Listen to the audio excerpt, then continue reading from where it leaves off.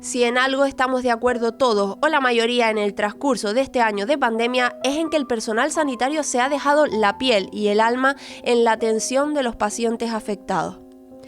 En un principio parecía que aquí iba a tener menos repercusión. Al fin y al cabo se trataba de un país lejano y España dispone de un nivel sanitario excelente. Pero en poco tiempo la realidad cambió por completo nuestro punto de vista. Cuando el coronavirus llegó a los hospitales españoles, la mayoría de los sanitarios no tenía los medios para enfrentarse al virus. No solo estaban expuestos a la COVID-19 por la ausencia de equipos de protección, sino que faltaban protocolos básicos para actuar, para manejar a los enfermeros o para evitar contagiarse. Aún así, la profesionalidad de todos y cada uno de ellos estuvo siempre por encima de cualquier miedo. Pues bueno, mi vida ha cambiado desde el estado de alarma bastante. Era enfermera en el centro de salud de Titerroy, una enfermera de cupo.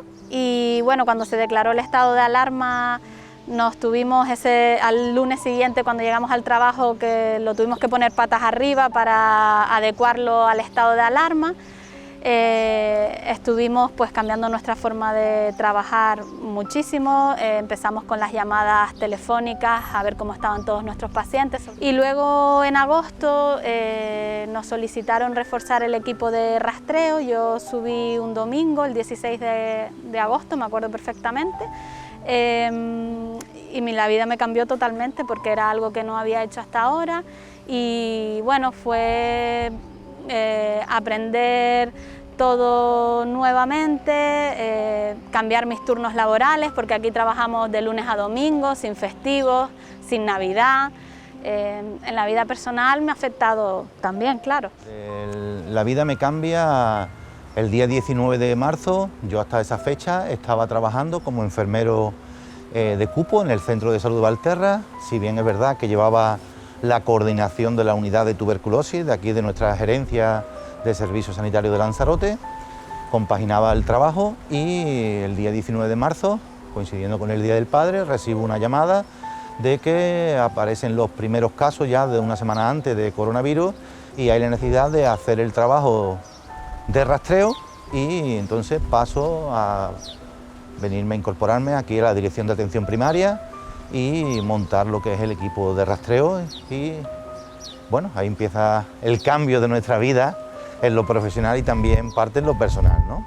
Claro, pues nosotros en neumología pues nos cambió totalmente, como a muchos otros servicios, todo el aspecto laboral. Pues en cuanto empezaron a haber ingresos de pacientes, sobre todo, pues lo que hicimos fue crear equipos de internistas, neumólogos, y para empezar a atender a estos pacientes, empezar a revisar toda la información científica de la que íbamos teniendo disponibilidad para hacer un protocolo de actuación en nuestro centro, para cómo atender, cómo tratar, cómo diagnosticar a estos pacientes. Y bueno, reorganizar todo el trabajo de guardias, de consultas, que ha habido que suspender muchas veces porque la atención de los pacientes en los picos nos ha impedido el desarrollar otro tipo de labores habituales. Nosotros tuvimos la suerte de haber tenido previamente al COVID varias amenazas similares previas. En el mes anterior tuvimos primero una amenaza por una viruela del mono, que quedó en nada.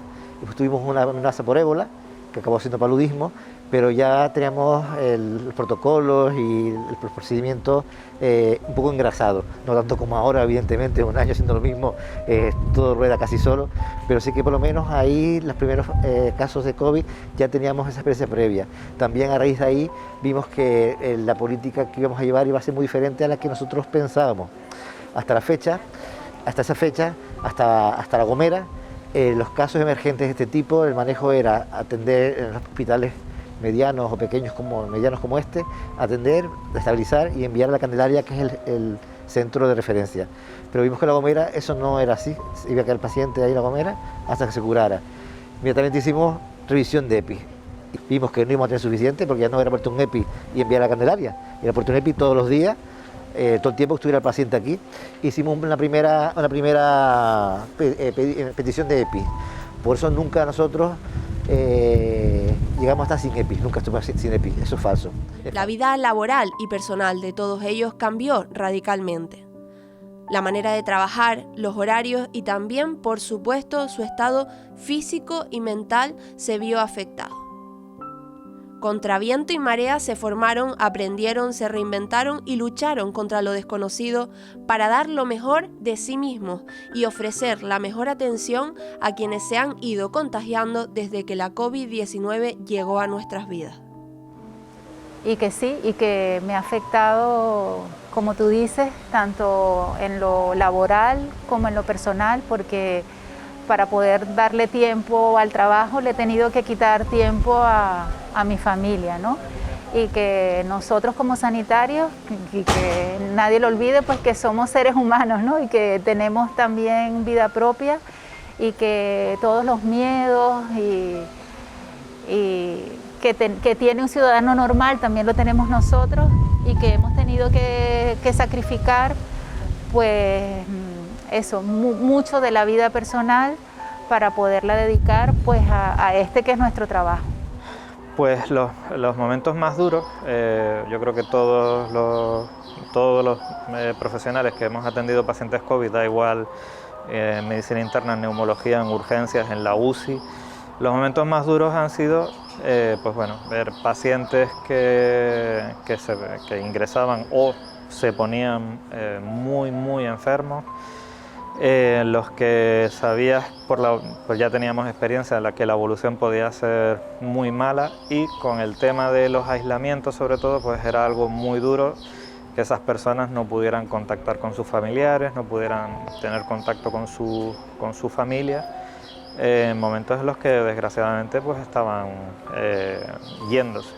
En la segunda ola, el día que me enteré que teníamos más de 60 casos al día, creí que no íbamos a ser capaces de poder rastrear todo ese número de casos que aparecieron. Creí que ya había que dejar el rastreo y hacer otro tipo de cosas, ¿no? Pero gracias al equipo que me apoyó y que me dijo, Aniuska, si podemos, vamos a rastrear, los vamos a identificar. Y yo en ese momento creí que como eso no iba a volver a pasar. Y luego en esta ola, que hemos tenido más de 100 casos diarios, y por supuesto las muertes, ¿no?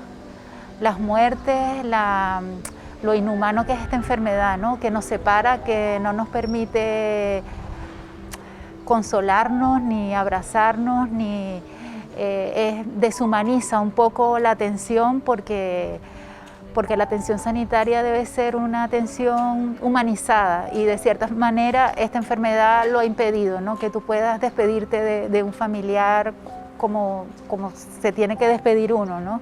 Bueno, los momentos más duros son cuando ves que la gente no colabora, te hace perder un poco la fe en la humanidad, pero bueno, después hay gente que sí, entonces es una balanza, ¿no? Es muy duro cuando no colaboran o cuando te dicen que no han tenido contactos y a los 2 días empieza a aparecer gente positiva que refiere a haber sido contacto de esa persona.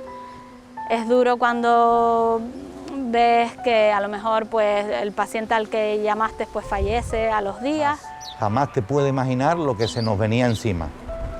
Puedes apelar a que la concienciación sanitaria, la educación sanitaria, pero esto fue increciendo y era readaptarnos. La misma comunidad científica iba sacando informes que a veces contradecían al anterior.